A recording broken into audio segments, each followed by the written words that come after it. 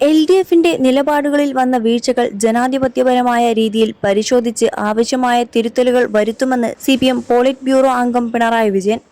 തിരഞ്ഞെടുപ്പിൽ പരാജയപ്പെട്ടതിന്റെ 4ാം ദിവസം ഫേസ്ബുക്ക് കുറിപ്പിലൂടെയാണ് പിണറായി വിജയന്റെ പ്രതികരണം. കേരള ജനതയുടെ വിശ്വാസം വീണ്ടെടുത്ത് കൂടുതൽ ശക്തമായി തിരിച്ചുവരും. ജനവിധിയെ ആദരവോടെ സ്വീകരിക്കുന്നു. വിജയം നേടിയ UDFിനെ അഭിനന്ദിക്കുന്നു.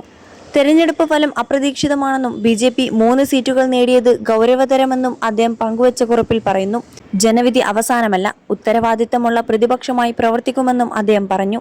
പിണറായി വിജയന്റെ ഫേസ്ബുക്ക് കുറിപ്പിന്റെ പൂർണ്ണരൂപം ഇങ്ങനെ: നിയമസഭാ തെരഞ്ഞെടുപ്പിൽ ഉണ്ടായ ജനവിധിയെ ആദരവോടെ സ്വീകരിക്കുന്നു. ഈ തെരഞ്ഞെടുപ്പിൽ വിജയം നേടിയ UDFിനെ അഭിനന്ദനങ്ങൾ അറിയിക്കുന്നു.